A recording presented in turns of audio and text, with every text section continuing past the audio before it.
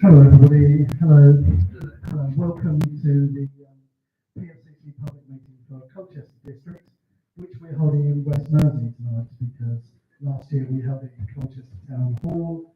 Last year we held it in Colchester Town Hall, and we like to get to all parts of the district. So here we are in West Mersea tonight, and thank you all very much for coming along to this meeting. It's a very exciting time for the PFCC because, as you'll find just laid out on the desk for you, we have a newly published Police and Crime Plan 2024 to 2028 and Fire and Rescue Plan 2024 to 2028. These are plans which guide policing and fire and rescue within Essex for the next 4 years. So, as I say, it's a very exciting time for us, and we're really looking forward to implementing that. So at this point, I'm going to hand over to Deputy PFCC Jane Gardner. Thank you very much, Ben. It's the first time in the history of me being in this role that I've had a warm-up man, which is always a good thing, right? So it's an absolute pleasure to be here this evening. As Glenn said, I am Jane Gardner. I am the Deputy Police Fire and Crime Commissioner for Essex, and I'm very, very proud and privileged to hold this position. It is really nice being back out on West Mersea. It's been a year since I was last here, eating chips along the front in the warmer weather. So I'm really delighted to be here with you this evening. What I'll do first is I'll ask the panel to introduce themselves so you know who's here. We've got a really good panel this evening for you. And then I'll say a little bit just as to put in context and paint the big picture. But I think for all of us, it's true to say that what we're interested in is what you want to tell us. I always say at these meetings that this is a real temperature check for me about, are we doing the right things? Are we getting some things right? We hope. And what more do you think we need to be doing in your local communities? So it really is about you. It won't all be from the front from me. So I'll ask the panel to introduce themselves first, and then I'll say a few bits, and then we'll crack on. Hi everyone, thanks for coming. My name is Councillor Natalie Summers. I'm a portfolio holder for Communities, Heritage and Public Protection, and I'm also a City Councillor for St Anne's, St John's Wood.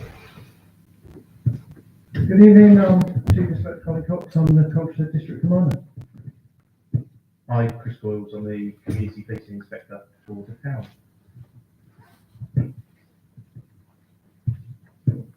Evening everyone, Andrew Tyrrell, Head of Public Protection for Colchester City Council. Good evening everyone, Quentin Sage, Station Manager, West Mersea Fire Station. Thank you everybody, and it's really good to have you here with me this evening. If for some reason it goes soft and you can't hear me, just hold your hand up at the back and I'll speak a bit louder, or certainly hold the mic closer to my mouth. So maybe just a few things from me before I begin. Welcome. Okay. So we've achieved a lot since 2016. We have really achieved a lot, and we've done that with you. Sometimes you'll feel like it's been done to you, and sometimes you'll feel that we haven't done enough, and I accept that. So when I say my next piece, I always preface it by saying, if you've been a victim of crime, then whatever I say next will not resonate with you, because I think when you are a victim of crime, you do feel quite rightly that if I say crime's coming down, that won't be the way that you perceive it. And I completely accept that. So again, really interested to hear from you this evening. But across the county, in all parts of the county, crime has gone down since 2016, which is really good news. It's down by 6% year on year. And, you know, we've decreased antisocial behaviour, and I'm always conscious antisocial behaviour is one of the crimes that most people, if they're going to feel a crime, would experience. And I really hope for people here this evening that's maybe the only experience they've had, and not had to experience some of the more hidden crimes, as I call them, the more crimes that affect people deeply, such as domestic abuse or serious sexual violence or serious violence. But we will talk about all of that this evening. Sexual offences are down by 4.4%. That's really good. Are we doing well enough on that? No, we're not. If Roger Hurst, your PFCC, was here this evening, he would say that whilst we're doing really well in terms of how you compare across the country in relation to people that we bring to justice through the courts, it's still woefully low. And, you know, we and our colleagues in policing know that, and we know there's more to do in that space, and certainly we'll be focusing on that over the next 4 years. Essex Police is bigger and stronger than it's ever been in its history. It's 185-year history. We have 905 additional officers above and beyond the establishment. So they are new and additional officers. But also what we have to be mindful of is we have growing communities, we have a lot of house building, and we have a landscape of crime that continually changes in terms of what's affecting communities more at any given time. So we're not complacent about the numbers. Would we like more? Absolutely. If the Chief Constable was sitting here, he would say, if you give me more, I'll do more. And that would also be true of the colleagues in the Fire and Rescue Service. If the Chief Fire Officer was sitting here, he'd say, if you give me more, we can do more. And of course, Fire and Rescue Services don't just put out fires, which, you know, some people believe that's their core function, but they have 3 core functions around protection, prevention, and response. And of course, the response bit is about putting out fires, but the prevention piece is very much around serving our vulnerable communities and making people safe in their own homes and in the communities that they live in. And they do an incredible job in that space. In 2017, we assumed joint governance of the Fire and Rescue Service as well as policing. What that basically means for anybody that's not quite sure is Roger Hurst sets the precept. So he sets the council tax part, the policing and fire rescue part of the council tax precept. It's done with government because obviously they quite rightly put caps on that. But the way we know whether we're getting that right for the people of Essex is nice segue from me into our precept survey, which we put out every year. And I do appreciate people have got a bit of survey fatigue at the moment because we're asking everybody questions on everything. But this is really to work with you on what's important to you and whether you'd be prepared or not to pay more money for both policing and fire rescue services in the county. So we've got some hard copies of that. If you wish to take that away and fill it in, that would be great. Equally, that can be found online at our Policing, Fire and Crime Commissioner website. So that's one there for you. I'll just jump in there. If you just put PFCC Essex into Google, the website will come up and there's a big banner that says fill out the precept survey here, and it's very easy to find. And can you tell that Glenn is actually leading from our office on the precept survey? Could I just say please at this point, please fill out. So thank you, Glenn. That's a helpful intervention. As Glenn says as well on your chairs or at the back, we have the police and crime plan for the next 4 years and the fire and rescue plan for the next 4 years, which clearly set out the priorities of the Police, Fire and Crime Commissioner. And These priorities are taken by respective services and they draw up plans to identify how they're going to help deliver against those priorities. These priorities are really important because they come from the people of Essex. So when Roger campaigned for election in May, these were very much driven by the people of Essex. Some of them weren't. Some of them are to do with cultural change in fire and rescue service, and I'd say it's a great credit to colleagues in fire and rescue. They've come an incredibly long way from where they were perceived to be at. Some really damning reports, but the fire service has changed its culture, and it's a place where we open it up for advert. The website is absolutely swamped by people wanting to come and join as whole-time firefighters, which is deeply encouraging. They do a fantastic job putting out fires. There's a 20% reduction in the last 5 years, which is really significant. But also, as I've said, they have a key role to play in prevention and protection. So home fire safety visits, fitting smoke alarms, but they're also a very well respected and credible service, and people love the fire service, and so they should. So it does allow us to go into homes and talk to vulnerable people and identify what might be of more help to them and make forward referrals to other agencies with permission of the individual, of course, to get them support and help that they might need and may not even know that is available to them. So incredible job from our fire and rescue service. I'm not going to go through the priorities because they are in here, but I am going to pick out one specific priority, which is in both plans for a reason, and that's around speeding. Now, I know speeding is a real issue right across the county, actually, not just in this patch, and we have a priority for both services, which states that we want to see killed and seriously injured on our roads reduced to zero over the next 10 years, and that is ambitious. Do I think we can do it? Of course I do, but I'm not naive enough to think that there won't be a real lot of work in being able to achieve that. And that's not just about police enforcement, that's about education, which our fire and rescue service do so well with our young people.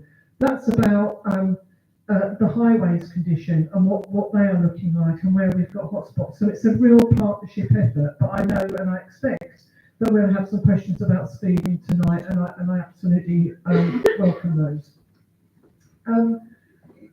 In Colchester overall, over the last 12 months, certainly in the Office of the Police Fire and Crime Commissioner, we've invested over £1 million in partnership with our colleagues in City Council in terms of wanting to make our communities safer, particularly against violence against women and girls.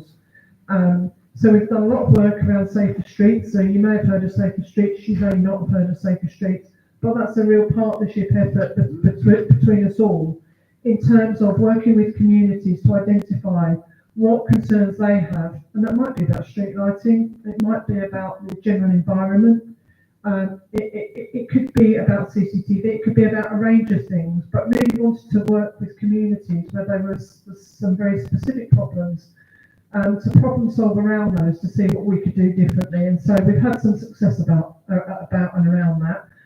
We will be continuing with that funding in future years. Roger has made that funding available, so we look forward to working with City Council again and communities where they think there's some real tricky, sticky issues that we need to problem solve together.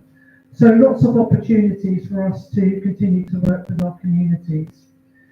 Why is that important? Well, it's important because Robert Peel, who founded the police force all those years ago, said the police are the people and the people are the police, and we cannot do this without support from our public.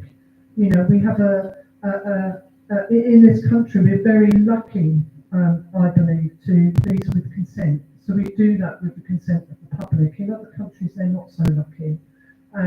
Do we always get it right? I'm sure my colleagues to my right would say not always, but we need to understand why we don't get it right, what that means, what we can do more of, and it's also the same in the fire and rescue service. So this is really an evening about working with you, understanding what your issues are, and thinking together about what we might do differently going forward. I am going to ask our police colleagues if they've got anything specific to say, because it's generally, not always the case, but generally a lot of questions for policing colleagues. So maybe if they say a few things about what's happening in the local community now, it might help you either stimulate questions or answer some of your questions.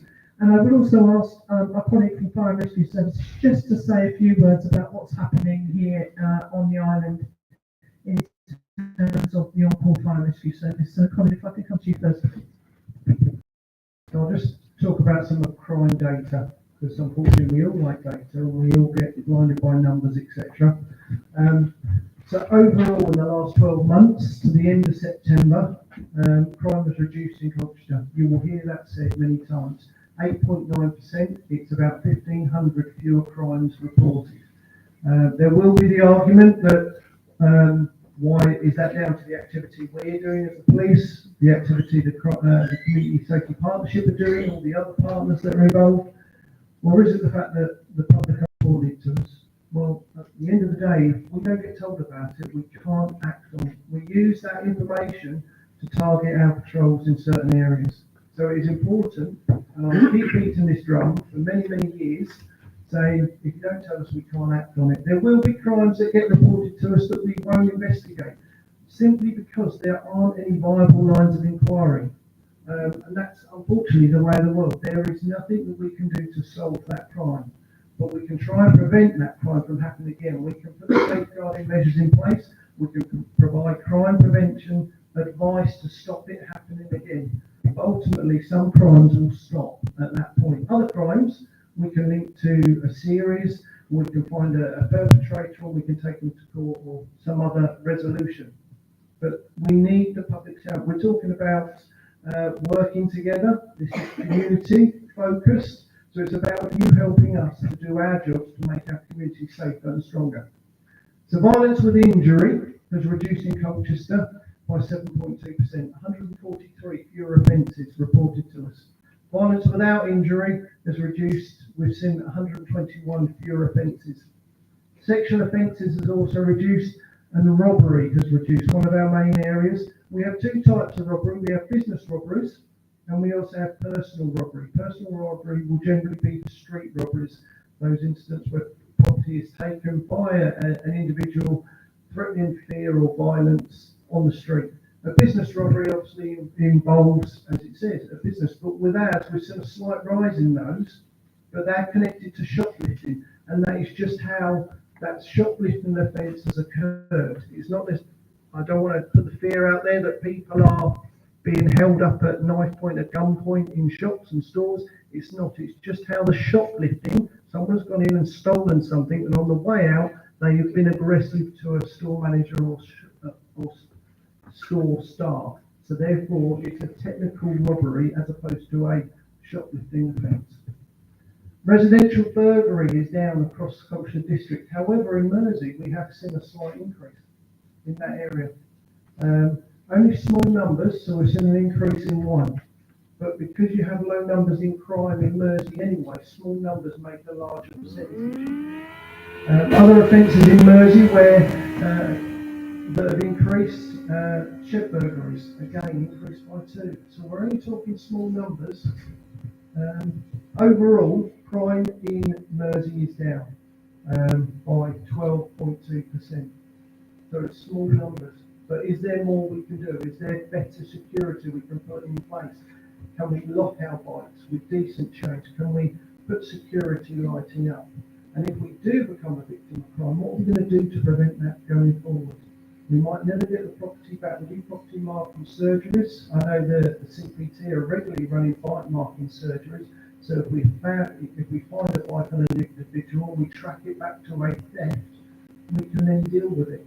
So it's about marking your property, using the registers that are online to store your property.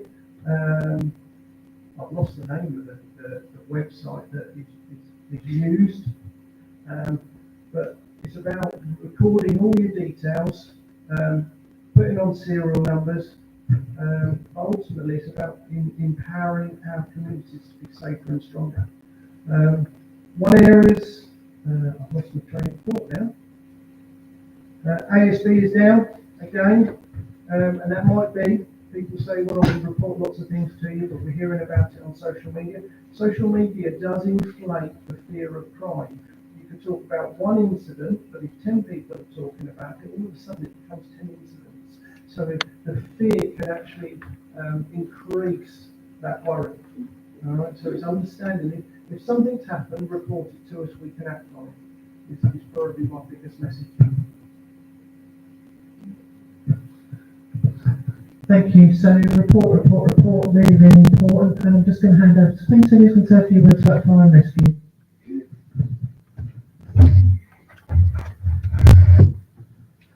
Okay, so I'll talk about West Mersea as the North Command group of stations.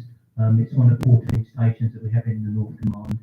Now, Mersea is an on-call station, has an availability percentage of 86%, which probably doesn't sound very high to you, but there's only 6 people on that station for the last 12 months. So to achieve an 86% availability is an incredible achievement. What we've managed to do over the last 3 months, we've taken on 4 more new recruits. So one of those has started their basic or complete their basic training and is now on the run. 3 more are in the process of going through the application format, and we'll start training hopefully early next year. Our first recruit course is in January next year, and then quarterly we've got 4 more courses, and hopefully we should have the station built up to what we call a full establishment of probably 12 people by the end of next year. That's what we're hoping for. Unfortunately, the way our training programs and that work is that we struggle for officers and drivers, and our new recruits can't carry out those functions until they've got 3 years into their career. We are now working as a service to address those, so we're looking to get people driving within the first 2 years of being a recruit. And obviously, as you understand, as a recruit firefighter, you need to learn about firefighting before you worry about all the other specialisms that carry on. The other thing that is good with Mersea, because of the Strood, they are all trained as waders in water rescue capability, which allows them to go into the water across the Strood to rescue people where unfortunately people try to drive through the water, and it's a little bit higher than what perhaps they should be doing. So for us, one of the things that we'd like to do is stop people driving through the water and put some sort of prevention in there. We'll be working with local people to try and achieve that over the next couple of years.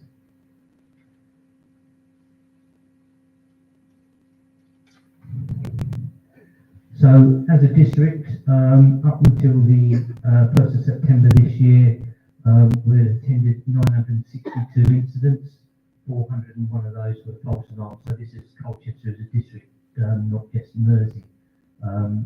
205 fires, 280 special services, and 76 road traffic collisions. Now, obviously, we've got quite a few busy roads the other side of Colchester. Out this way, the roads are generally a little bit quieter, and we do see a lesser RTC activity, which is fortunate for the communities this side of the town. But again, it is one of our priorities that we're working with our police partners to reduce. We have a RTC reduction team which go around and visit car meets, motorcycle events, where we talk to youths.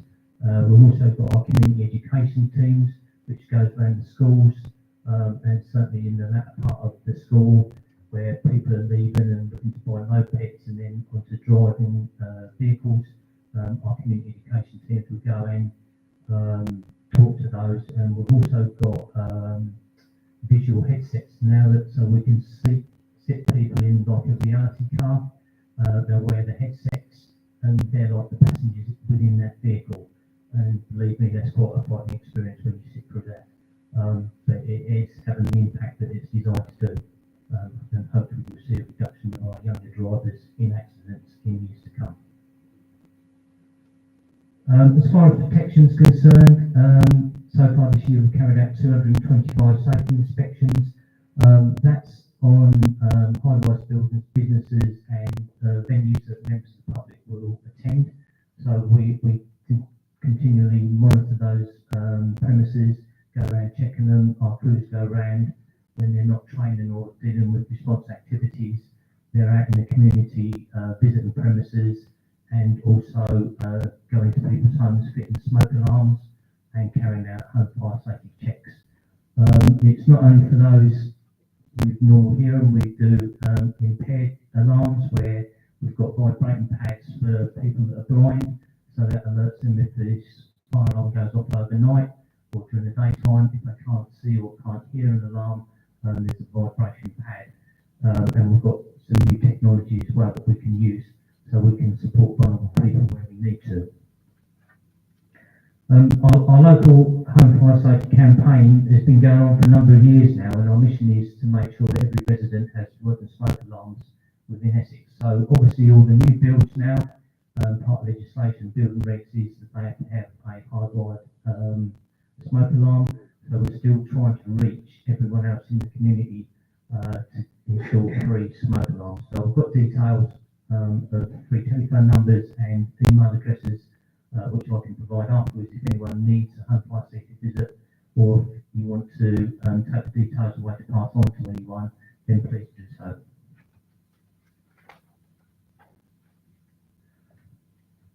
And the new thing that's been around for a little while now is something called fire stoppers. So this is about anyone, if you've got any information about deliberate fires in your area, to help us prevent these fires from happening, keep everyone safe. You can report these, again, either telephone number and online website detail that I can provide. So if you've got any suspicious activity around fires and that, you can report it anonymously through fire stoppers. Thank you. Thank you very much, colleagues. So I hope you get a feel for a lot of our work is about a shift from enforcement to prevention to stop things in the first place. That's really where we want to be. But that said, I'm conscious that this is about your questions, not about us talking at you all night. So if you'd just like to indicate, Glenn will bring round a microphone just so that we make sure everybody can hear the question before we give the answer. So questions, please. Okay, I see this lady over here had a hand up, but I'll come to you next, Sarah, okay? Just to mention, we are live streaming this tonight, but the camera is only pointed at the panel. It's not pointed at anybody that's in attendance. So I'll just go to this lady there.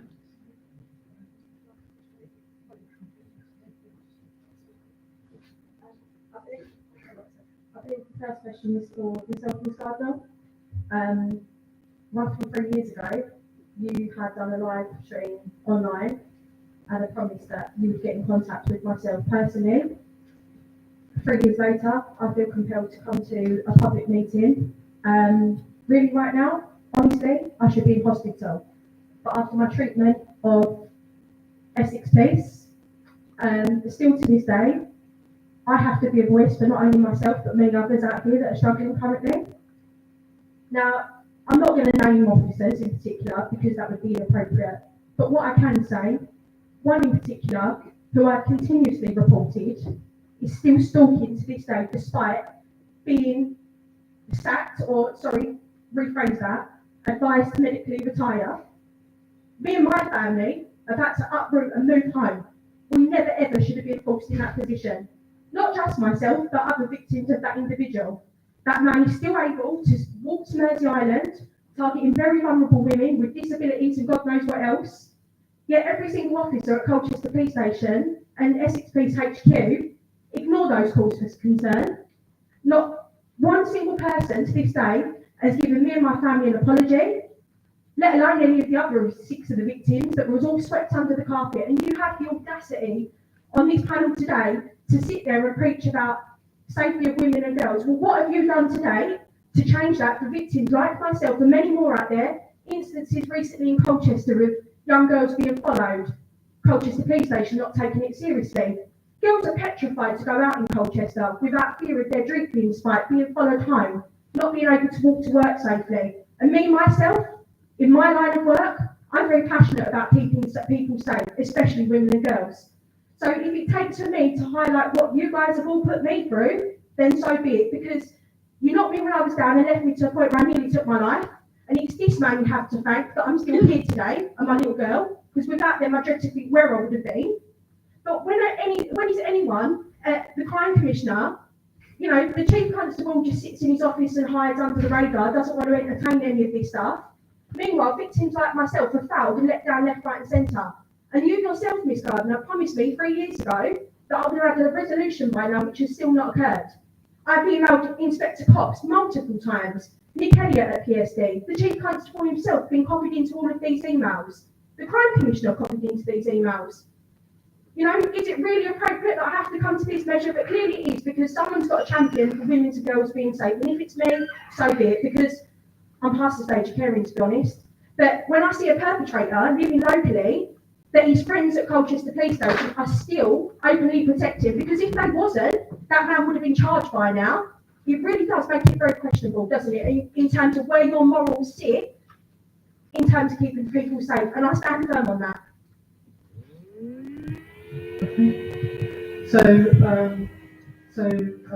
I'm sorry if I've let you down. I genuinely am sorry if I've let you down. It wasn't just 3 officers, one officer, Yeah. Jane, it was 3. Yeah. 3 of them from age 14 to 36. I should have been safe as a child. I should have been safe as an adult, as a victim of domestic violence. And I certainly should have been safe when they breached my data at Colchester and still downright lie about it.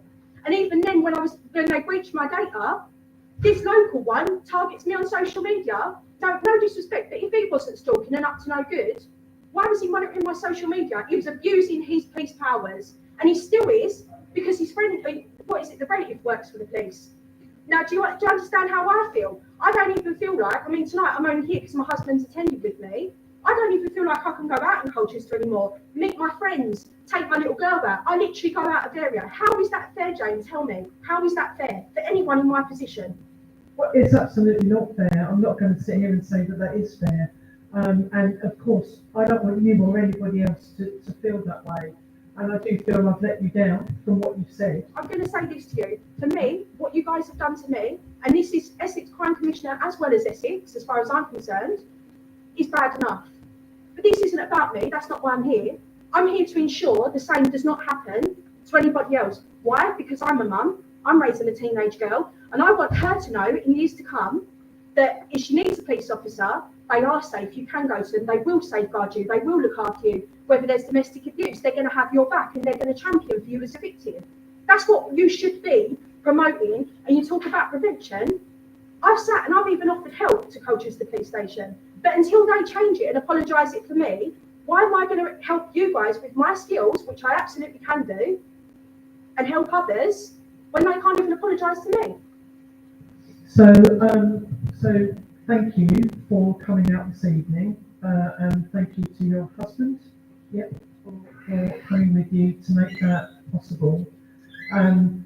We absolutely don't want women and girls to feel the way that you clearly have felt and still feel. And if that's the case, we need to do more. We have done lots of things. We have done safer streets. We have learnt from people what their concerns are, what would make them feel safer. But clearly that's not enough. That's not enough. The message on the ground currently, I'll give you an idea. In the last 2 weeks alone, because the nature of the job that I do, I've had over 250 victims locally get in contact with me where they've tried to report instances of stalking, being followed. Some real serious stuff. I don't feel heard. I don't feel supported. There's a problem at that police station, and I've said it once and I'll say it again. And whether that's a change of changing what's happening internally there, I don't know. You guys work internally and you have the answers to that. But when you've got that level of feedback coming through, there is clearly a problem that cannot be shied away from. Victims deserve better than this on a whole scale. And then we talk about crime, and I'll come over to that as well. Recently, there's been an instance at Beerchurch Hall Estate, Solace Estate. People were being robbed like no tomorrow. Unbelievably robbed. Me, myself, was seeing people tumble because they didn't feel their property was safe. I kept writing to Colchester Police Station. What are we doing about Colchester? These people should have their property safe. Their cars should be safe. They should feel safe with their children. Oh, we can't deal with you. Okay, well, I've just reported a crime. So if someone's reporting a crime, unfortunately, they don't have a choice but to deal with that person that's reporting the crime because that's what the law states. But it's too easy to fob people off. And if I feel like that, God knows how the residents on that estate must feel. She's absolutely right. I live on that estate, and that is literally. And I've never met you before, I'm sorry. So I'm just like, who is this person? yeah. So, obviously you'll talk at the end, but I would genuinely like to talk to you at the end, just to understand how I've let you down and where I can do more. So if it's possible, if your husband's amenable, if you could just stay after and let's have that conversation. Jay, honestly, I can't stress it enough, I really want to see this change. And I'm going to set I hear that, I hear your passion. a 12-month challenge to change it for all the women and girls in the Colchester district and beyond, and any victim of domestic violence, man or woman, because let's face it, it can affect anyone. But that should be the aim you guys are working towards. Because unless we're all communicating on the issue, nothing's going to change. And then sadly, the more you sweep it under the carpet, the worse that problem gets. I could give you many of the examples where victims have ended up dead. You know, we shouldn't be in that time now.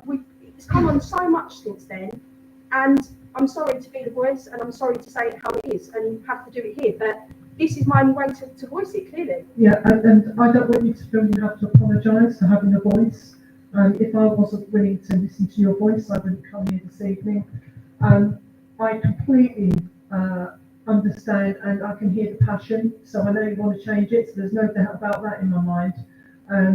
I don't think it's wholly accurate to say that everybody is feeling the same way. I accept that there's a percentage, but I will take a challenge. I will take a challenge, and I will come back in 12 months, and you can hold me to account. But please let you and I talk afterwards if that's okay. Thank you. And thank you for coming out this evening as well. Thank you. Okay, I'm going to just take, I believe, gentlemen at the front, then I'll come to, could you all just take your hands up so I can just see one there, yourself there, one there. Okay, I'll go to you first, then I'll come round to you and we'll work through this.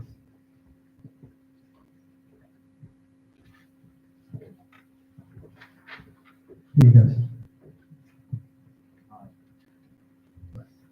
I don't want to detract from anything that was said there. Obviously, there's a little concern, but I do want to say, firstly, on this day where we have gone to, I've been up at Town Hall and honoured all of the people, much as obviously some things do go wrong, I think it's important to recognise how, I mean, all my experiences have been very positive with this, and if somebody's running around with a knife or whatever, you guys put yourselves on the line, and you guys deserve some credit for that. So, as obviously sometimes things go wrong, but also your team. I was walking down North Hill, I saw some people who looked like it was about to break out in a fight, probably drugs involved. I was calling 101, but then I bumped into a couple of the city wardens, are they? And I talked to them and they said, don't worry, sir, we'll deal with it. And they went and sorted it out. So credit to them for taking some pressure off. So that's something that's working. That's a change because we've had a dearth of sort of bodies on the beat. And the initiative to have patrols is very welcome indeed. So thanks for all of that. And of course, the fire service. Actually, though I have a slight concern here, I'm very interested, you're keen to have the prevention being aided by reporting things. So this is a slight niggle. I live on Cowdrey Avenue and I walk along every day. I walk up to Waitrose for the evening, see if I get some bargains, get free coffee. But I've noticed a few times across the road, I've had a couple of incidents where cars have gone through on red, and so I started thinking, what's going on here? And as they're queuing up, there's a lot of people because they know it's illegal and they're down on this. Checking an email as they're queuing, but sometimes finishing them off as they carry on driving, which may not be a coincidence. The fact they're going through a red light sometimes, slamming the brakes in the last minute, and they hit me twice. So there's an initiative called Extra Eyes. So I thought, that's perfect. Get your phone out. We're all carrying these cameras with them. And I start thinking, right, it's a bit of a risk because they see me, they might come out and give me a hard time, but this is important. I'll report them, report the incidents. Now, because on the website, the Extra Eyes website, it says you've got to have a minute before and a minute after, I thought, well, I could have put my phone camera on and walk along with it on. I get moaned at by the guys saying I've sent them too much video footage and they don't actually want the minute before and the minute after. I've got to download editing software, I've been out on all this, and then eventually I get this email back where they say, there's been a first comment because of what seems to be seeking out offences, and it says, filming vehicles as you walk along is not conducive with the aims of the programme, so I gave up.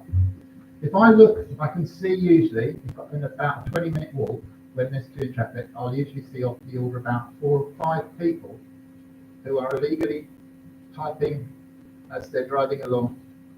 And one of the greatest causes of road traffic accidents, which creates work for your team, puts a load on the NHS, is lack of attention. And I'd like to request that you need to shake things up in government and make sure the funding from the fines that are pretty easy to generate once you've got the footage goes to pay for the resources. That should pay for itself. We should all be able to video if we see somebody typing well. I mean, back before we had this technology, I was sat there writing a reply to a letter with a pen as I was trying to along. I mean, it's absurd. People are addicted to these things. So I'd like to request if there's any way I can forward any of these things if I get a similar pushback. Give it the funding it needs, pay for it with the fines. Send them £100 fine. I'm providing the evidence, that should pay for itself. But overall, I do want to say thank you for your service on this day. I'm not just here to moan. I have a lot of respect for police. I had 2 great grandfathers who were police. So I'm very sad to hear that woman's experience. Most of you, most of the time, do a sterling job, and who, it's often not due to police who deal with violence on trains and things. You're in general a very special class of people who put yourselves at risk for us, and we do appreciate it. Thank you. Thank you for those kind words. I'm sure colleagues would echo that.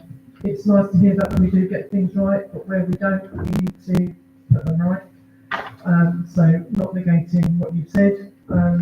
In terms of extra eyes, and you're absolutely right. The biggest, so more harm is done on our roads to people being killed or seriously injured than all other crimes put together. So that's speeding, that's using your mobile phone while driving, that's not wearing your seatbelt, drug driving and drink driving. And, the fact that you are being a very responsible citizen and sending that in to us and expecting something to happen, I commend you and thank you. Don't stop. But I maybe will ask Colin to just comment on the extra eyes because he'll be more close to that than I will.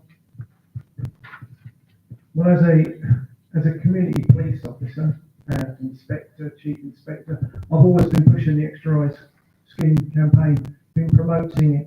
So for you to get negative feedback to say, whoa, stop, don't send any more in, I think that goes against what it's actually intended for. We do a report, a 15-page report for these meetings that go to the PFCC, and the Operational Policing Command themselves, which road policing comes under, have said in their update that they are relaunching the Extra Eyes campaign, so they're fully behind it. So I'll take your details at the end. I'll get you to email those emails into me, and then I'll take it up with the head of road policing just to say, look, we need a happy medium here. We don't want to put people off using the scheme. We actually want to promote it as much as we can. And obviously this leads to the education piece about educating drivers about their poor behaviour that then has that knock-on effect for all our agencies. Thank you. Thank you. Thank you. I saw the gentleman here and we'll work our way through now. Thank you. My name's Martin Warnes. I represent their church on Colchester City Council, and I have come here tonight to raise my concerns about the very issue that 2 people have raised, which is the alleged attempted burglaries taking place on the quarters estate. And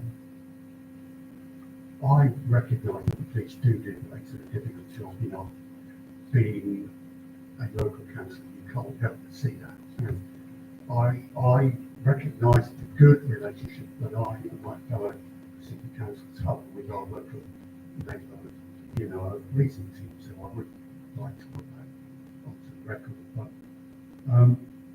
But I was contacted by residents late one night who about what they perceive to be a lack of police interest in doorbell footage and CCTV footage of hooded men walking around the estate late at night trying people's car doors. And they want to reassure us that the police were actually taking that seriously. So in response to that, I contacted Inspector Cox, and I've never had a reply. I did have a reply from a female officer who asked me for evidence. So I pointed her towards the administrators of the private community Facebook page where a lot of this stuff was actually posted. And I then posted my inquiry to Inspector Cox on that page so local residents could see, you know, that I was trying to seek the actual reassurance they were actually asking for. Now, the administrators told me that the police have got access to that page anyway. So they did not seek. They did not need to seek it. It was there to see, and obviously, I, as a local council, had flagged it up to them. So I expect that page would have been interrogated. Now, I asked whether I could be kept updated so I could offer assurance to my constituents that the police do know and they are interested and they are actually acting upon it, and I have heard nothing further, and I've never had a reply from Inspector Cox, and I wanted to come in and be able to say that to him himself so he could see how genuine I was about that and how I have attempted to try and help my residents to get the responses they need so they can feel safe in their own homes after dark. Thank you. No, thank you for bringing the issue to our attention. I mean, the first thing I will say, which won't be well received, but we don't monitor Facebook and social media in a way that you might think we do, which would pick up what is necessarily happening in local communities. So thank you for being the local councillor that raises the issue, because I think you have a really important role to play in your local community. Colin, would you like to? Firstly, I'd like to apologise that I can't recall getting your email, so what we'll do is we'll speak after this so I can actually confirm and then check that I've received an email and it's not gone astray somewhere. As Jane has mentioned, you shouldn't be directed to a Facebook page to put posts on there for us to pick up things. There's more ways to report to Essex Police crimes and concerns now, whether that's 101, 909 if it's an emergency and it needs an instant response, because a crime is in action, is happening there and then. Also the online reporting facility. You can go online and it's an electronic form to fill in, and that is a quick way to report crimes, and they automatically get recorded as well. The other process is the community policing team inbox, which is an email address that you can send in direct to Colchester Police Station, that is monitored by our community safety engagement officers, so they can pick up those concerns. But I'd like to speak to you at the end of this so that we can actually find out what happened with the email. Colin, could you say something? Oh, sorry, sir. I was just going to ask Colin to say something about Beerchurch, because we've had several people, and you nod as well, so it's obviously your experience. Are we aware of something happening on Beerchurch that we need to be aware of? So we have had information come through, as highlighted earlier, that has been emailed in, and I know Chris has responded directly in relation to, we can't just take a name, we can't just take a picture that's emailed into us. You didn't just have a name in the picture, you had exhibits which would have held up in the UK Court of Law, which would have been enough for you to act on. Okay. And with respect email here dated the 25th of September, as well as many subsequent others, what you were also privy into. You didn't respond to me either. No. For my emails about the thefts, But my point is, I'm not the only one that's raised it as a concern. no. All the residents on that estate are being affected. Okay. It's clearly someone that's out to cause trouble for whatever reason. Community policing email, I can assure you, you can email it to your blue in the face. Half the time you don't get a response from it. So there's clearly a problem there. And obviously people here today just want to live in peace and harmony. No, absolutely, and I accept that, all right, and I'll take that feedback, all right, I'll feed that back into the teams. In relation to theft of motor vehicles, again, it comes back to the community working together. Yes, you're reporting the crimes to us.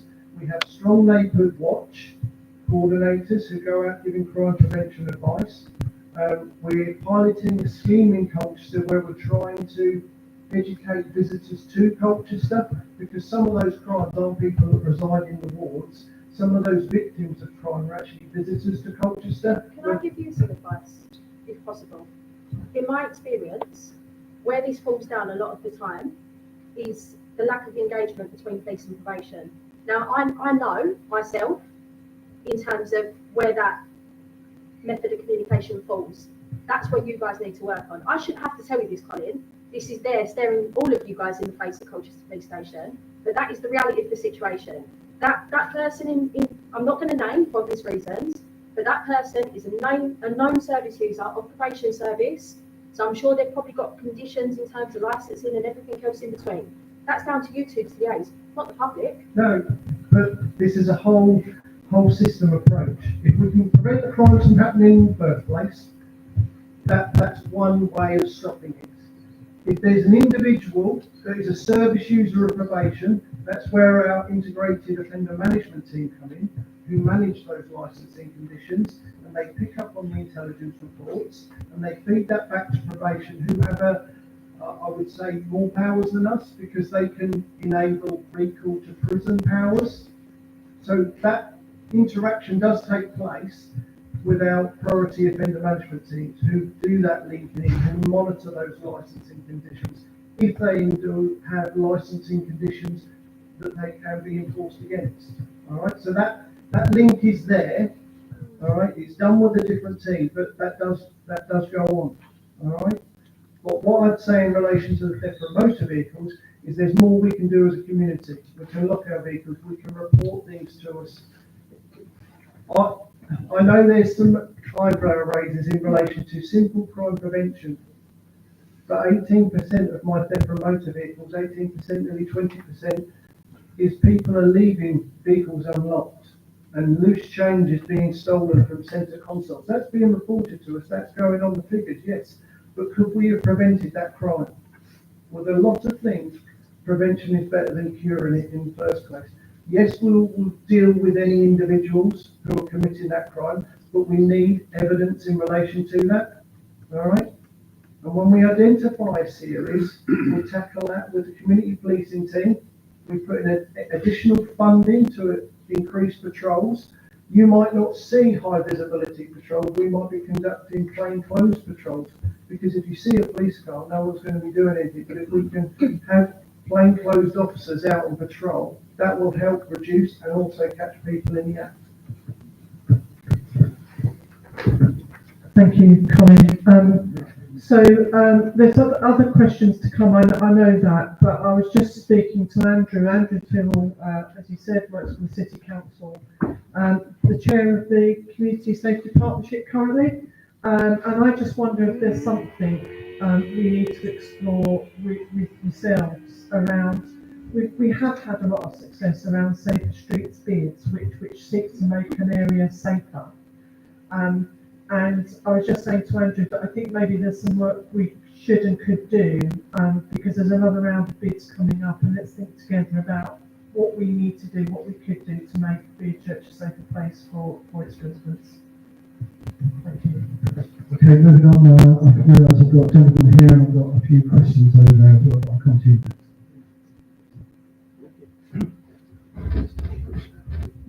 Thank you. Always with these things, before you say something critical, it's important to say something supportive. My dad was a police officer for 30 years, so I'm firmly in the position of supporting the police. And I worked in local government on enforcement with the police in another county in the past, so I know when it works and it works well. I also know, and also from Colin, to defend Colin Cox, one of my friends that I'm going to mention now actually wrote to you after this meeting last year when a very brave woman was reported in the Evening Gazette, actually talking about being failed in terms of stalking, and that was reported in the Evening Gazette. And actually that was the similar experience to my friend. I have worked with domestic violence victims for 30 years, and my friend has experienced that, not physical, but in every other way, stalking, coercion and control, all the things that we don't want to see in the world. Actually, she's experienced all of that. And she's been failed repeatedly by Essex police. So they didn't investigate the crimes properly, even though there were hundreds of messages on mobile phones. They didn't confiscate the electronic devices. The guy, I'm not going to mention obviously, but he's a cyber expert, and it involved the Essex and Kent cyber crime team, who then surprisingly couldn't come up with, or the police didn't come up with any evidence that they'd been collecting for 4 months. So it went on and on. It's gone on for 16 months now. 2 no further action cases because they didn't want to look at the evidence. Back in August, this person wrote an 80-page letter, well written, very clear, lots of evidence, pointing out the repeated failure of the sexual abuse, so the adult sexual abuse investigation team in Colchester. And it got re-investigated after writing to Colin, that the person had their case re-investigated. And from my perspective as a housing professional with a background in domestic abuse and governance, actually it was a scandal about how those officers who investigated it actually covered up for their colleagues in Colchester. And I'm not a person who's going to just say that, because I've been on panels like that before, sitting in front of the public and having to defend what we do. It is an absolute scandal. 80-page letter to the Chief Constable, hand-delivered to Chelmsford. Never responded. His Chief Constable's office, the first thing he did was chase up. After a month, nothing heard. Sent a follow-up email and a letter. And one of your Chief Inspectors in the Chief Constable's office sent back an email saying, oh, sorry, didn't get the letter, we acknowledged it. Back on the 3rd of September, we passed your complaint, 80 pages, to the Professional Standards Department. An IT expert, better than me, looked at that document and said that document had been created on the afternoon by Emma in the Chief Constable's office and then sent out. It was undated. It had been created there and then say, oh, we've written back to you and it's been passed on. No, it hadn't.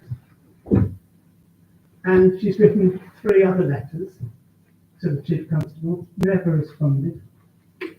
And it just follows on and on. And actually it is a big scandal. We hear a lot about the Metropolitan Police and the scandals about Al-Fayed and how information wasn't acted on. And we heard there were only 4 cases, weren't there? 2 that went to the CPS and 2 that didn't. You know, there were 21. And it went back 15 or 20 years. And you know, as a housing professional working in local government at a very senior level, working with the police and the Crown Prosecution Service, wow, it feels similar to what is going on in Colchester particularly, but also in Essex. And it's not about you guys at the front not doing your best. But when you've got rotten apples who actually have this blue core of silence, we're going to keep quiet and cover up. And I've got proof, I've seen proof of that. Then that is wrong. And when you try and say, okay, refer yourselves to the IOPC, the Independent Office for Police Conduct, and you get blocked. And you don't know whether the Chief Constable's done it or not. And you ask for the the complaints to be escalated, or an independent police force to investigate these crimes. Let the IOPC deal with what I think is corruption of officers. Genuinely, I don't say that lightly because it's really serious if you do. And then you get blocked by the chief inspectors in the chief constable's office. I think that is scandalous and wrong. And what I'm asking Jane for help is, and we'll see after, so Jane and I worked together 25 years ago in Colchester. We've got no issues there. I know you're very committed with them. But actually, we need this independently looked at, a proper investigation of these crimes. This perpetrator is a sexual predator who stalked his staff in his company. And yet, they turned a blind eye to it. They had phone messages of 10 years, and yet the police allowed him to try and remotely delete a load of things, because he's a cyber expert. And the detective chief inspector that investigated it following Huntington's pension, he started off saying it's bloody awful, fucking this and effing this and that, terrible person, shouldn't have done that, whatever. And when the person, my friend, said to them, so is this misconduct? You have no idea.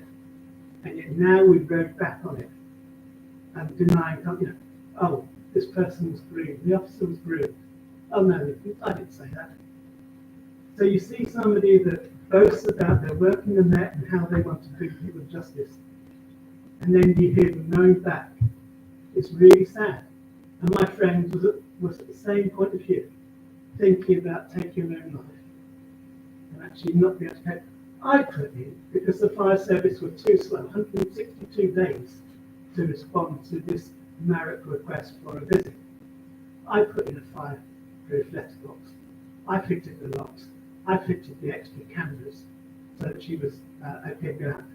What the police officer did, the officer in charge, after screwing all this up, ended up accompanying the perpetrator around the home so that he could start picking up stuff from around the house. And she offered to pick it up in his car. How can you, when you investigate terrible abuse like that, and that was shared, she covered up things, she left evidence off, the records aren't complete. When my friend made a complaint after 3 months about the investigation, which had changed officer, the professional standards department was so poor, they passed it to the sergeant, who didn't follow it up, made one quick phone call, promised to follow it up, and then closed it down. This 11-page letter of complaints, which should have been a misconduct inquiry. And actually what happened, they closed it down. And that sergeant's still working in the adult sexual abuse investigation team, and so is that constable. And you can see I'm annoyed, but actually it's almost destroyed my friend's life. And actually, it's only some rotten apples, but my goodness, your professional service, your professional standards department is really, really dodgy. And I've read the statutory guidance on complaints, and you are not following it. It's really, really cynical. So, no, as a housing professional, as a person who worked in senior local government, I worked with Jane in the past, I'm not anti-police. But you have got some problems in Colchester particularly, because that's what I know, that's where I live. And this is a team that we've been dealing with. And that's certainly comparable to some of the bad stuff that the Metropolitan Police has been doing.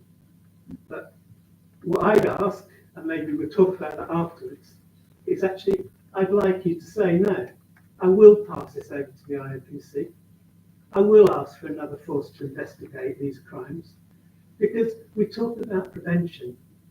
Prevention is about locking your cars and going about things, but it's also about holding sexual predators who prey on their staff and actually have cameras up and actually log onto their computers, and that's well known. But if you don't do it, he is emboldened.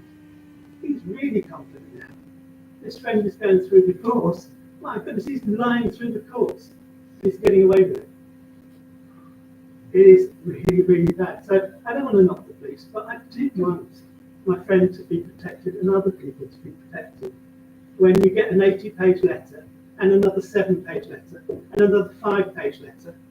The complaints that went in about the sergeant and the officer in charge of that investigation and the corruption that they were involved in, the lies they told. It's 34 pages of very small type, 32 strands of complaint. And yet, that's not misconduct. Of course it's not. Because the Professional Standards Department decide what it is. And the Chief Constable's office itself, I don't know about the Chief Constable because he doesn't actually answer any letters. But they are very dodgy. And if I can prove that that letter that was sent through as an acknowledgement undated was genuinely created as I believe it was, actually 4 weeks after the letter arrived and gone, that Chief Inspector should be disciplined for lying to a victim of violence. Phil, thank you. I don't think I can say anything to you in this meeting that will make a difference, but please let's talk afterwards. Yeah. You know, we absolutely have a responsibility to make sure that the bad apples, as you say, are weeded out of organisations that cannot be tolerated, and clearly, from what you've said, what the lady there said, and what some others have said, I need to take some stuff away and have a serious conversation. Yeah. No, thank you, Phil, for raising that. Thank you. Okay, I'll come to you later. I've just got some gentlemen here that will be patient. Thank you everybody for your patience. Good evening, Rich Williams. I'm the local speed watch coordinator. Obviously, you said speeding, big problem. You gentlemen there said that reported crime, big problem. I'm a retired detective, so I share, your same views. We're a relatively small group, and we get a monthly newsletter which says any incidents of antisocial behaviour, please report. You will be supported. We're all aging, we're thick-skinned. Hey, we get abused. Goes with the territory. We've had one occasion recently where we felt the need to report it. We got a letter back. Sorry, too difficult time. Easy investigation. Your thoughts? Could I have a copy of the letter, please? Of course. Thank you very much.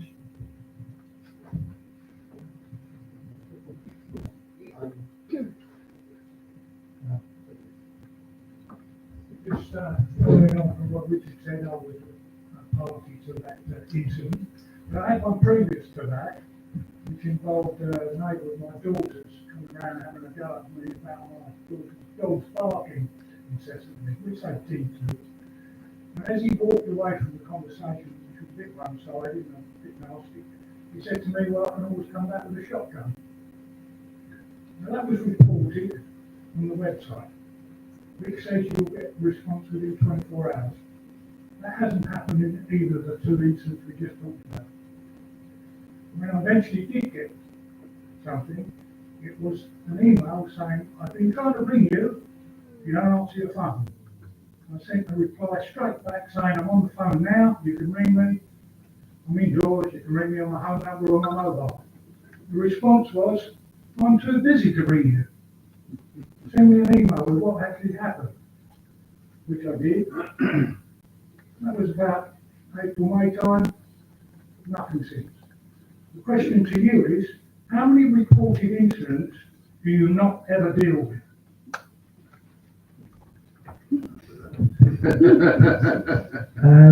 I can't answer your question, sir. I apologise for the response you received. Without seeing the detail, I don't know who emailed you, whether it was a local officer, because when the crimes are reported into Essex Police, they go into the resolution centre. The resolution centre will turn those into crimes, and they may start a desk-based investigation, which is based in Chelmsford. So that contact may have been, I'm not saying it was, but it may have been from an officer or a staff member up in the resolution centre. So without knowing whether it's one of my officers in Colchester, giving you that terrible service, basically. I can't look into it. So again, I need those emails. If they're my staff, then I'll go back to them. A bit like what the gentleman said there. I will ask for jobs to be reopened. I will ask for investigations. All right. We won't get it right all the time. That was one of the things that was said at the very start of this meeting. And we have to learn from these encounters, experiences. I have to learn from it. My teams have to learn from it. I'm policing with a very young workforce, shall we say. 40% of my officers are under 2 years in service. So they have to learn, and there are retired officers in the audience there. So imagine having 40% of your staff who are still learning their trade, but they will be taken to task on it. But all I ask for you is you share that information with me, who sent those emails, and then I can look at the details. All right, and we'll ensure that there's a better service provided. Okay, gentlemen here. Yeah, I've got a couple of things, but my main thing is that in June of this year, I'm not a very good sleeper. I quite often get up at night and sit on the computer for a while. It was 3:10 one evening, early one morning, and a light aircraft flew over my property, which is on Mersea. It was very low. It was I know a bit about planes. It was single engine, possibly maybe 4-seater at the most. I phoned 999 to report this aircraft because obviously in this day and age you've got drugs, you've got illegal immigrants and so forth. And I thought flying over the sea at night and over an island, this aircraft's obviously been over the sea, that it was worth reporting. When I reported it, they said, we don't deal with those sort of incidents. You need to contact the Civil Aviation Authority, CAA. They gave me a telephone number. I phoned the CAA at that time in the morning, and there was a recorded message saying we're not open to take calls until 8:30 in the morning. So I phoned the CAA at 8:30 in the morning, and they said, well, the police should have dealt with it. So straight away, I've been passed from one to another, who's then passing it back to the police. They also said that there is an operation in progress at the moment called Operation Pegasus, if you're aware of that, which deals with those sort of things. Because I've been passed from one pillar to another post, I didn't bother going any further. I didn't bother with the police because in the past I've been let down by the police, and that's another issue, but I'm not going to bring it up tonight. I'm also a member of the Speedwatch team, and we do a hard job and take a lot of abuse and a lot of signs from people's hands, and a lot of you will be next time. Thank you. So I seem to be doing a lot of apologising tonight, which is absolutely right. If we let you down, we need to apologise for that. And I lost contact to comment on the aircraft, but I just want to say thank you to you two gentlemen. I understand the Speedwatch out here is fairly new. Yeah, we've been running about 18 months now. Yeah, and you know, I mean, we don't expect you to have to put up with the abuse. I know it's difficult, and I know you're thick-skinned, so thank goodness. But just thank you for what you are doing, and we will look at the issues that you've raised. CAA, I don't know enough about it. Ultimately, they provided you the advice that the police should have dealt with it. They should have given you more of a better service at that night. You're reporting something suspicious occurring, and it's a live incident. So even if they've given you a better update to say, no problem, we'll get officers in the area to search. It could have been an aircraft coming down. We have them, unfortunately, we've had quite a few of them in recent months, just, you know, with all the little airfields that we have around Being here. very low level, over the sea and over an island at that time of night, it's not somebody learning to night fly. It's something that's possibly come from the continent. And at that time of night, I'd say it's highly It's just that the police should have acted on it. Yeah, no, totally agree. I will, again, this is feedback for contact management about their processes, about answering phone calls, and every time a call is made to 999, they have a cue card that they work through. And that cue card should have prompted them to do more action than just say, call this number for another service. Yes, it might have been on a list of actions to do, but actually, let's get a local unit in the area to have a look round to see if there's something there. So again, I will take that back. I apologise, and I'll feed that back into contact management. It's definitely a single-engine aircraft, and I'd say it was no more than 500 feet. Well, 500 feet over a populated area. Aircraft are not allowed to fly below 500 feet over populated areas, so they were at their minimum height, possibly even below. So they're going under the radar in the areas. There's radar at various places around Essex and Suffolk and East Anglia. They would have been going under the radar, but obviously they should have then put in a flight plan from the continent. The CAA would have been able to chase that up. Yeah. If it didn't exist, then obviously it becomes a very suspicious aircraft. Yeah. All right, but you didn't get the service that you needed when you made that call. Okay, just one last one. Hello, first of all, as we should also recognise the police, and thank you very much, Jane, for agreeing and accepting the invitation of the Police Crime Commission. The invitation was extended to you guys, it was either late last year or early this year, so thank you for coming to our special island. I'm also a local councillor, but I stand here as a resident of my state, and I'm also one of the members of the Speed Watch team. But these guys do a fantastic job on our island to try and slow the traffic down, and they put up with an awful lot of abuse. I mean, I've been out there when I've been subjected to hand signals, but not present hand signals. I also went along to our library when I was newly elected, but again as a resident, and spoke to the PCSOs in the library as there'd been a meeting actually in this hall earlier in the year, a town meeting, where there were some furious ladies came to the meeting about speeding on Colchester Road. And I went along and I asked the PCSOs, how do we get the police out with a speed gun? And the PCSO said, all you have to do is ask. So I asked, he said, I'll pass that on. But today, I don't believe you've been on this island with a speed gun. So I'm standing here to request, would you please come onto this island with a speed gun?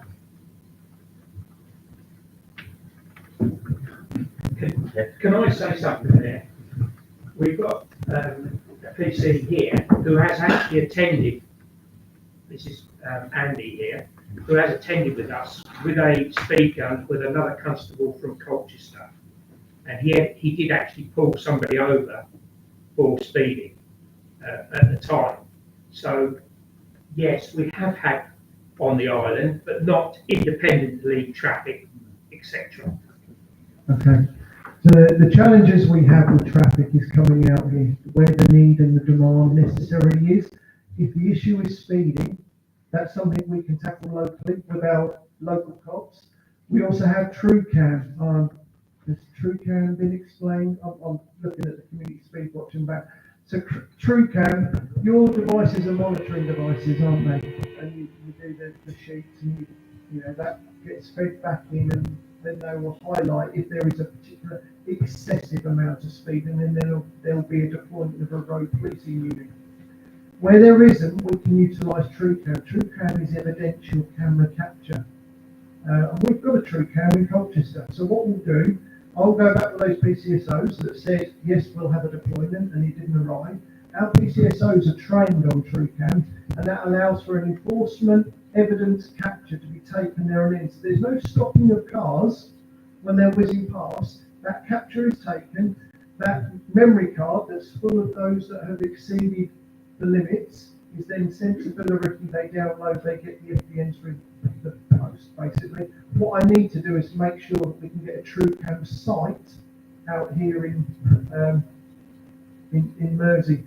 But that's then working with you to say, look, this is the big area where it's most likely to be the problem area. And if we can do that together, like I say, that can be a quick fix, because enforcement only takes a few people to get feeling money going out their wallets for them to actually correct their behaviour.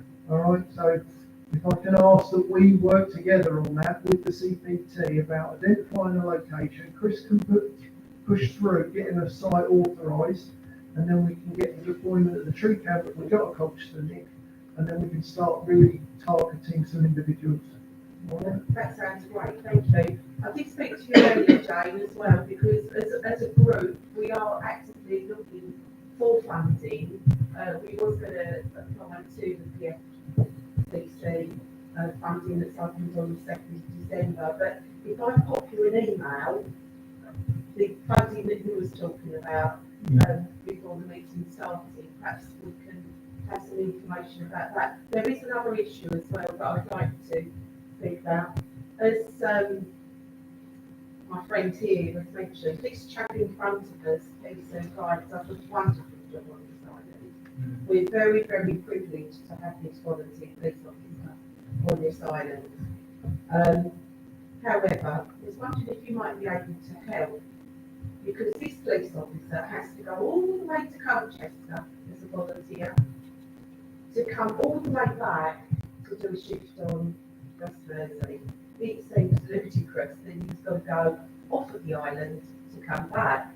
And as a suggestion, I think this may have been put before you or the police before, but we're asking you, can this police officer please work out of West Mersea fire station? It seems ludicrous that he's having to go all the way to Colchester to come all the way back. It just doesn't make sense. So could somebody on the panel please look at that to see if we can get his feet on the ground rather than in a car going to Colchester, please? Yeah, so first of all, absolutely, I will send you details of the other pots of funding that might actually be able to support what you're looking for. Second thing, thank you for the job you do, sir. That's excellent, and obviously you're very well thought of in the community, and we really appreciate the service that you give.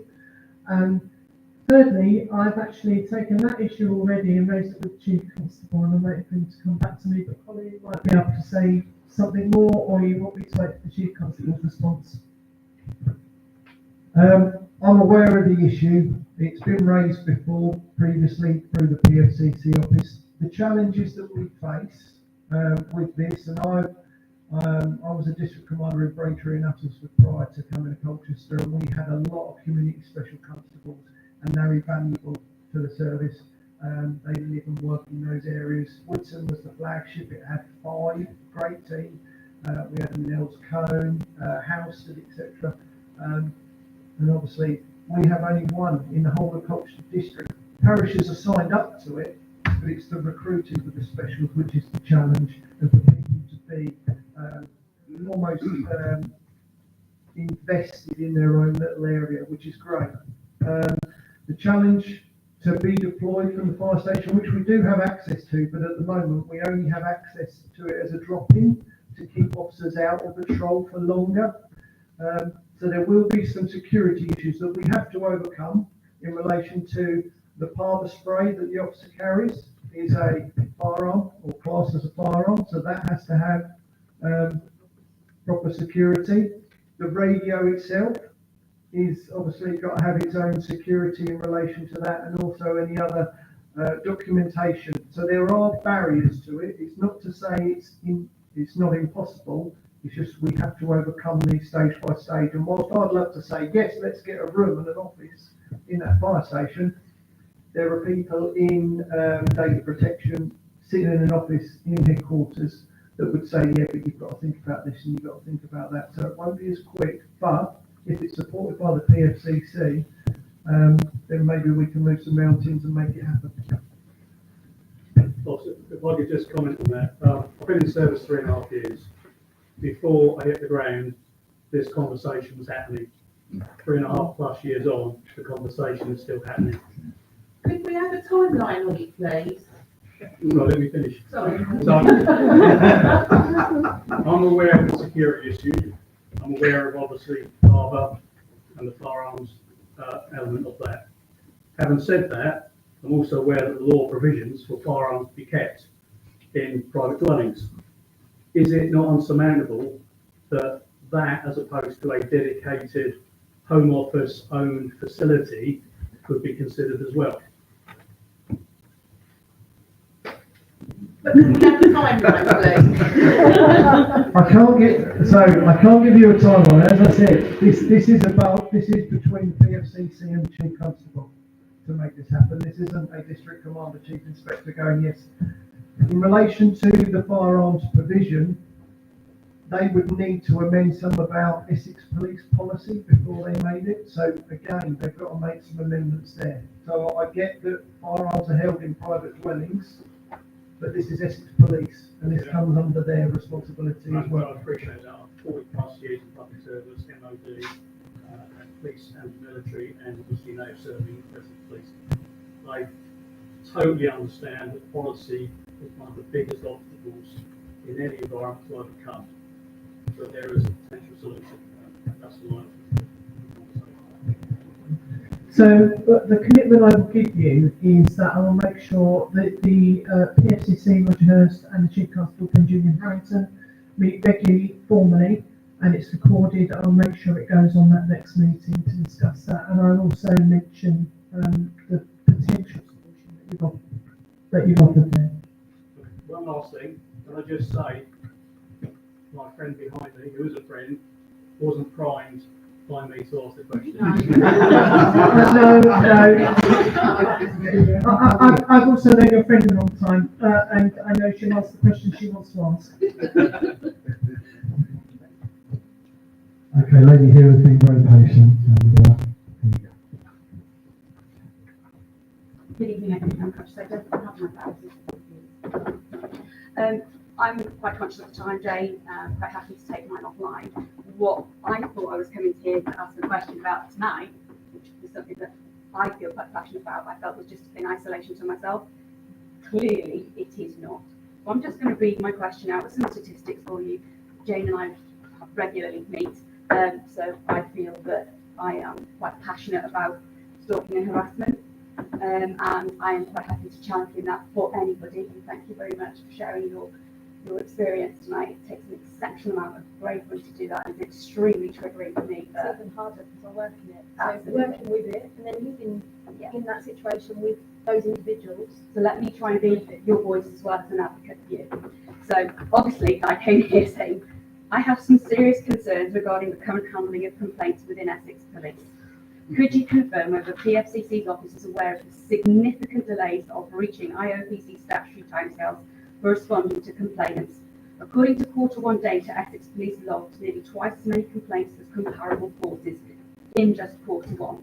However, currently the Professional Standards Department have acknowledged the backlog and have indicated to me that they are unable to provide a time frame for complaints to be processed.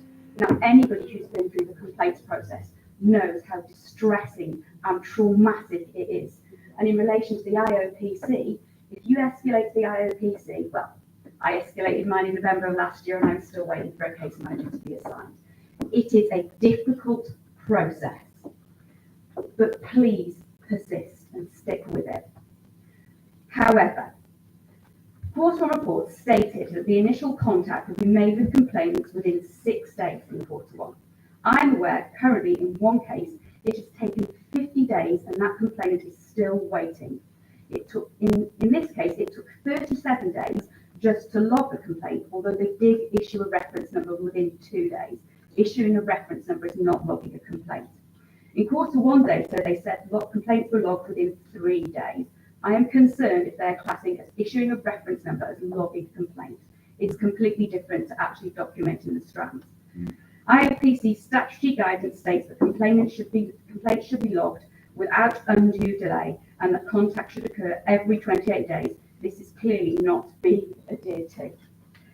The Commissioner has a statutory duty to ensure the complaint system is fit for purpose and compliant with IOPC regulations. Could you please confirm what actions are being taken to address these backlogs? If the PFCC's office is not yet aware, what key KPIs, the key performance indicators, are currently being shared to allow you to monitor this issue? Furthermore, what steps are being taken to ensure that learning outcomes are identified through complaints and are implemented, and the culture of continuous improvement is fostered within Essex Police? I know the District Commander said he's going to touch base with me after this to discuss my complaint outcomes, but I think he's going to be quite busy. We might have to park that one and come back to it. But I think you can agree a robust complaint system is essential to demonstrate transparency, accountability and responsiveness to the public. I think that's undisputable. We know that you don't get things right. Nobody gets things right 100% of the time. And if you say you are doing that, then it's just not true. But it's what you do about those complaints. And I think what's very clear here is victims want to be heard. I think that's very clear from everybody that's here. So Jane and I personally will dedicate time, you know that, for us to work together. And I have already done that to say that I am prepared to sit down, especially, I'm not sure if you were aware there was a super complaint logged about how police officers nationally deal with stalking and harassment. There has been some initial findings in relation to that that were published in September. I understand from a response point of view, officers just don't have the training. There are specialist forces out there. Feedback from officers are they don't have the time or the training. That needs to change, Jane. That really does need to change. Thank you, Lisa. We've only met fairly recently, and you know I'm committed to working with you on in terms of professional standards department and the responsibility of the Police Fire and Crime Commissioner to scrutinise the work of that department, particularly around backlogs. Of course, part of the issue is we don't govern the IOPC, and they do have horrendous delays, which we've already challenged. We challenged that with our regional representative, and we've also challenged that at a national level. So I will continue to do that. But let's you and I continue our dialogue further to see how we can improve what is clearly an unsatisfactory system for many people that are in the room this evening. And I don't duck the issue, and I'm sorry, I feel terrible I've let you down, so let's please talk afterwards. But I don't duck the issue. Can I just give you a little bit of context? Go on. So, I'm going back 16 years ago now.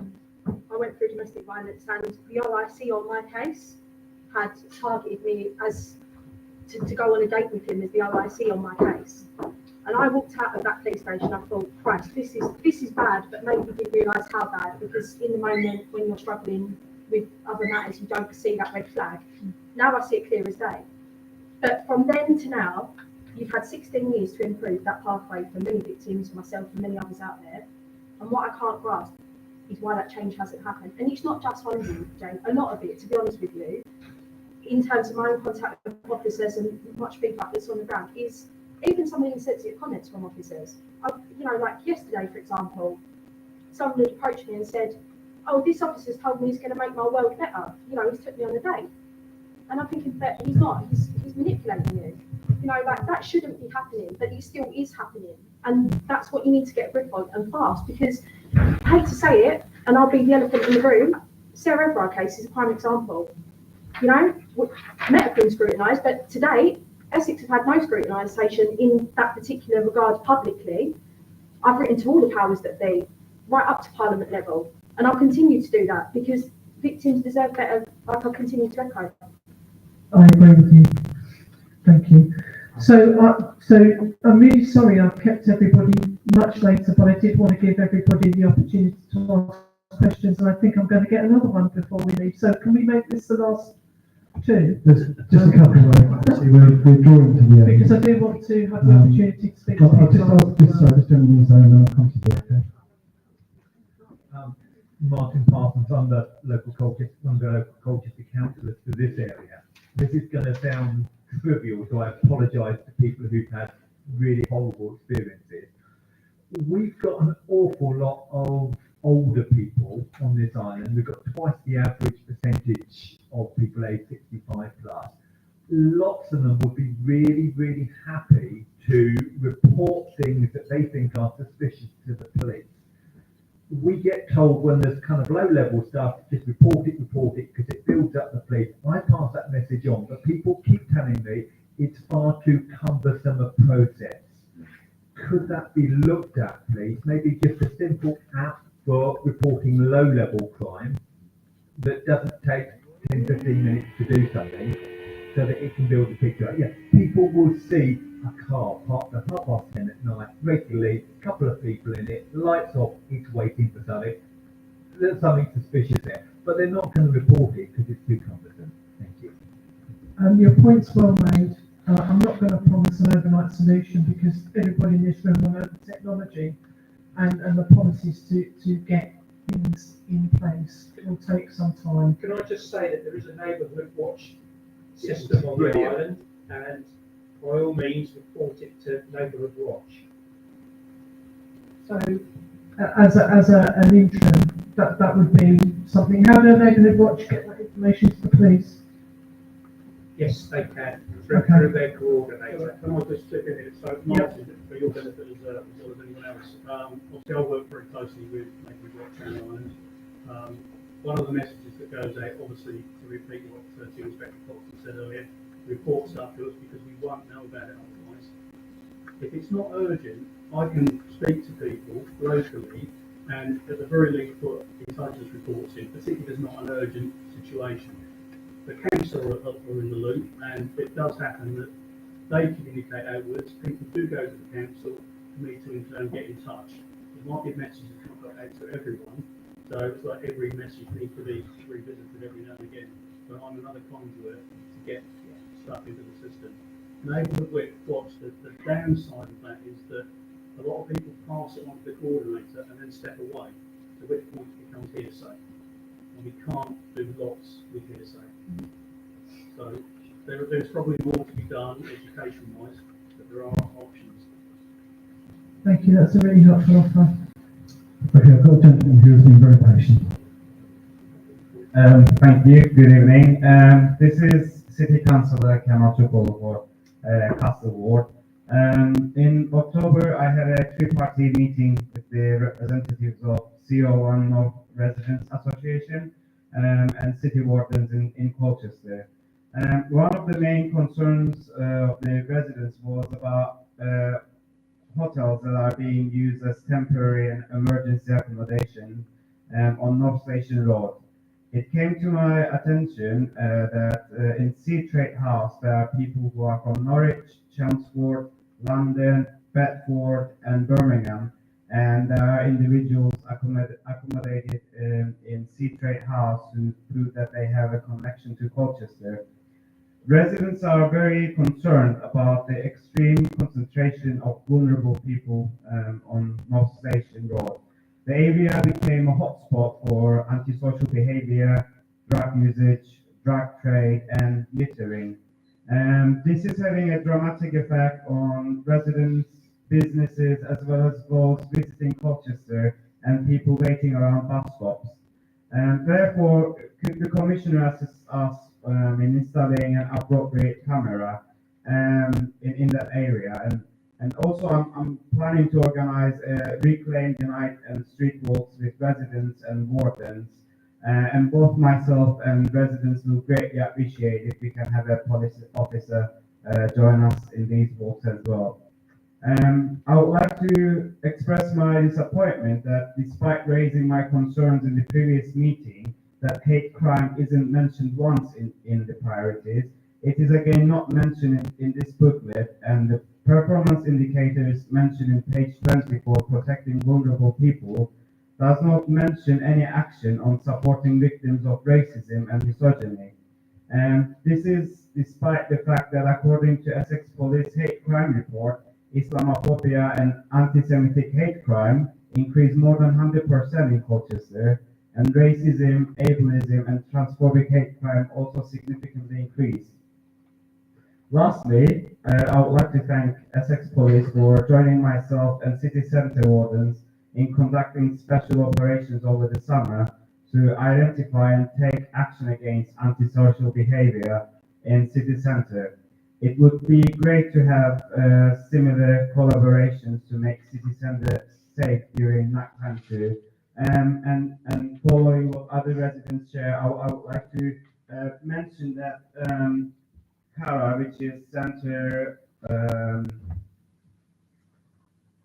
for Action on Rape and Abuse, they are organizing a Reclaim the Night walk on 30th of November, and they will march. Their march will start at 4:45 p.m. outside Mersea. Thank you. Thank you very much. There's quite a lot in there, actually. I don't know if we're going to be able to answer all of those because I don't know. Colin maybe wants to say anything. I can answer one of those questions. Oh, thank you. Regarding CCTV, I'm an ex-CCTV operator in Colchester. There are CCTV cameras at the bottom of North Hill, which cover Middleborough.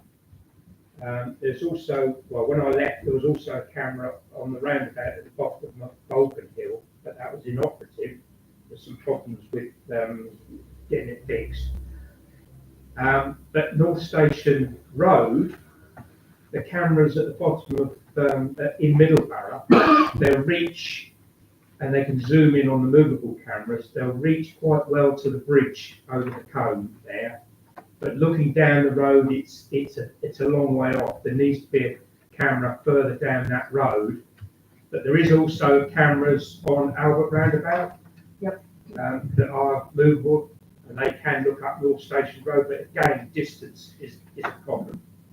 Thank you. Andrew? Yeah, absolutely right. So the one at the bottom of Falcon Hill is operable. That was cut through by one of the utility providers and was fixed because I was involved in helping pull together some budget for that in the council. I think we're going back about 18 months or so.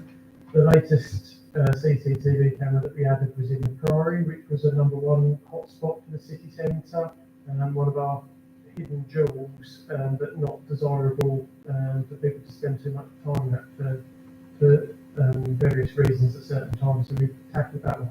North Station Road is now our sort of #1 priority area, and it's not just the CCTV. It's a number of other ideas that we'll be looking at in a sort of multi-agency approach over the coming months. And obviously, some of these things can take some time to come together.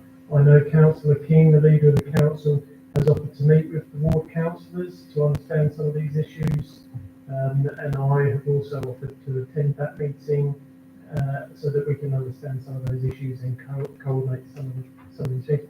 And then obviously the hate crime I just want to pick up on as well. So Paul Donoghue, my community safety manager, is now the Community Safety Partnerships for Essex lead on hate crime and works with a colleague in Essex Police that's the lead on that theme. So each community safety partnership from each district and borough picks up a theme. Colchester's asked for hate crime. I'm surprised by the stat because actually I believe hate crime's gone down, but again we could talk about the difference between perceived experience and the reporting of crime. And one of the priorities that the CSP has set is, for this coming year and into 2025 is actually to try and understand the real lived experience of lesser heard groups. I'm personally leading that next week. I think it is. I'm going to the Islamic Community Centre on the back of the misinformation and fear that spread on the back of the Southport incidents. Fortunately, we didn't have any incidents in Colchester. In fact, I don't think there are any in Essex related to those issues. But we were all very much prepared with a plan in place to go, and we were fortunate that that didn't happen. But we don't want to lose that focus on hearing those lesser heard voices, starting with ethnic minorities, but also I'd like to hear from access groups about the experience of our disabled community and how they really feel. I'd like to hear from the youth group, people that aren't naturally as engaged in sessions like this. So, Kamal, I know you're very passionate about this as a councillor. I would be happy to take any contacts and to help conduct some of those sessions and come out and hear those voices. So, thank you. Thank you, Hope that's a just person, and thank you for the reference to Carla, who's doing an amazing job and really supporting the funding as well. So really appreciate that. So thank you. Ladies and gentlemen. Jen, sorry, I just had a representative of Brett Stanley, I believe, from the Colchester Gazette, has asked if he could just address the meeting. I will remind you it's an open meeting subject to qualified privilege. Thank you very much, and I'm so sorry everyone's shoulders probably slumped when they saw that there was one more speaker, and then they slumped even further when they realised that it was a member of the press. So thank you very much. I know the Evening Gazette's been mentioned a couple of times tonight about a couple of things that have been reported, and I've actually ended up reporting on those. So if there are any other problems that people feel need projecting a little bit further, please do feel free to get in touch with me. I'm always all ears.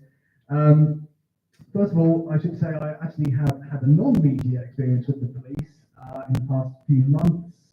I was a victim of a fairly low-level assault, but I have to say that, and it was related to me being a member of the media, but that's by the by. I've got to say that Essex Police, my experience with the officer in the case was very, very good.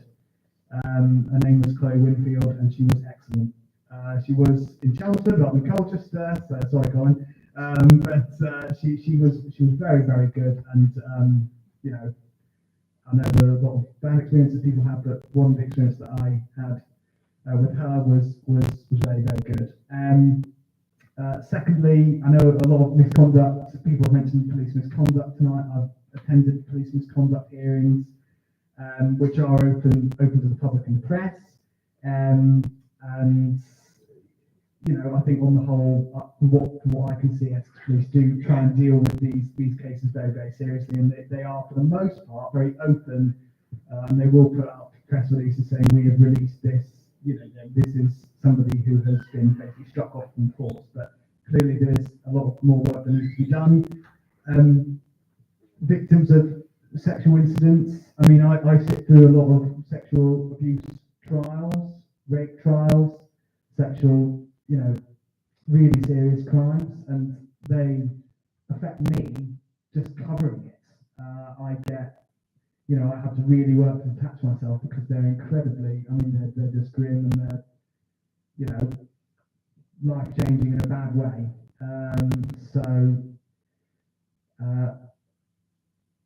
You've obviously been quite open when you sort of said earlier that the 4.4% figure is woeful. And those are your words. So that is something that I'll probably be trying to follow up on myself. As for those who've been victims of incidents on the military estate, again, I did write an article. I spoke to a resident on the Solus estate earlier this year, and it's quite scary. You know, I'm very lucky that, you know, in Newtown I don't have those problems of people coming up and trying my doors. But if they did, I'd be really, really worried.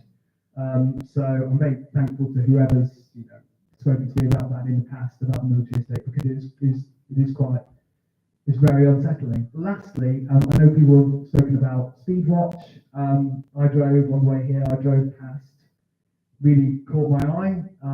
There is the sort of memorial that's been set up for Taylor, the 13-year-old who was killed last month, and it really caught. I don't often drive down that road. When I saw the memorial, I immediately knew what it was for.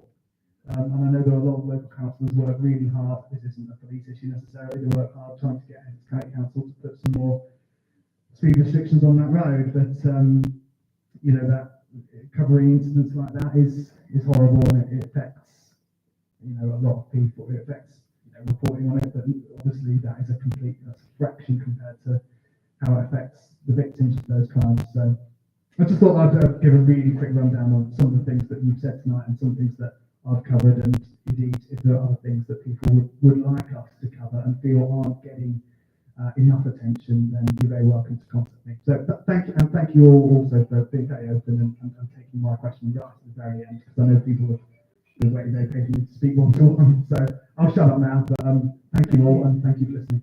No, thank you. That's a really helpful summary. And I should just say to people that somebody diligently typing away over here has taken a note, so all the issues will have been captured as well. So lastly, I just want to say a big thank you to you. You've been very frank. It's been very uncomfortable. that's right that it is. If that's your experience, that's right for me to feel uncomfortable. Please, if you want to talk to me afterwards, I will stick around as long as you need me to stick around. And I will come back. You can hold me to account. And I'm sorry for those of you who feel let down. We will do better. Thank you very much for coming up.